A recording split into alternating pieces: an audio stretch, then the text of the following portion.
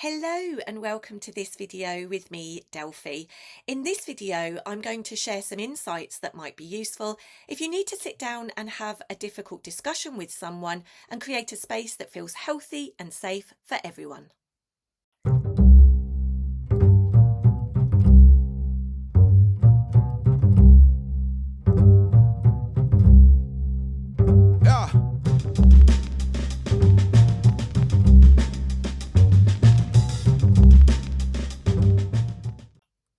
Now, we may have all been in a situation where someone has said something that we fundamentally disagree with, and we need to make a decision about what to do next. Sometimes we just pick our battles and decide that today is not the day.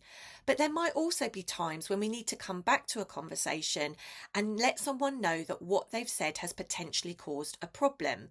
Now, I mentioned in a previous video that we might use a helpful I statement, something along the lines of, "I see things differently." Their response to that statement can tell us everything we need to know about whether or not that conversation and potentially even that relationship should continue. We can also use the stuck record technique. In other words, we might just keep repeating the phrase, "I see things differently," until eventually they hear us and consider the possibility that there is another opinion than their own. If, however, there's a conversation that's happened that you need to come back to, there's something that's been said that you feel needs addressing, then you might need to have an uncomfortable conversation with someone. And when we're about to have a difficult conversation, it's important that we give that person the opportunity to decide whether or not now is the right time. It's something that you can agree mutually between you. So you would invite them to have that conversation with you. You might say to them, "I'd like to have a conversation with you. Is now a good time?"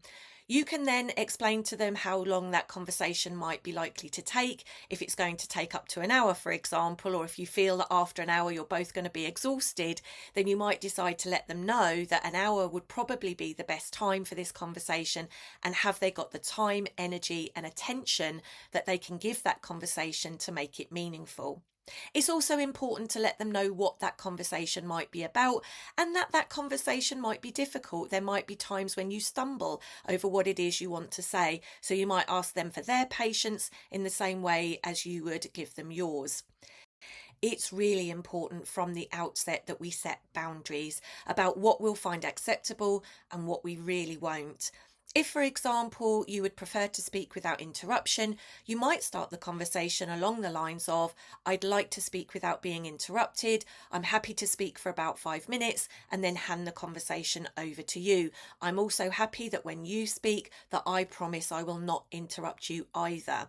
So you're making sure that it's a two-way street. You're negotiating those boundaries between you, but you're also agreeing from the outset what's okay and what won't be. Similarly, if they start to move into inflammatory labelling, in other words, if they start name calling, you might decide that that's a deal breaker, and that's what I call a walkaway point. You can agree the walkaway points between you when you start to feel tired, for example, when it feels like you're going round in circles, or if it feels like the conversation is becoming too difficult or potentially too draining, or even if it's feeling unsafe. It's really important that you make your exit as safely as possible. Ideally, we also want to avoid blaming and shaming. If we're speaking from the I position, we're letting the other person know how it's affected us, why it's affected us, and what we might need to happen differently. That then opens up a discussion where the other person has the opportunity to first of all acknowledge what has happened. They may even offer their explanation as to why it happened, but if an apology is needed, then again we might need to make that clear. We can also celebrate with them potentially the fact that they're giving time and attention to this conversation. We might even say, "I'm really grateful that you're taking this time to have this conversation with me. It shows me that this conversation matters to you." When you've given the other person time to speak, you might also acknowledge what they've said. You could summarise or paraphrase what they've said along the lines of, "I think what I heard you say was, have I got that right?" That gives them the opportunity to clarify, but also to make sure that you understand the position that they're approaching this conversation from.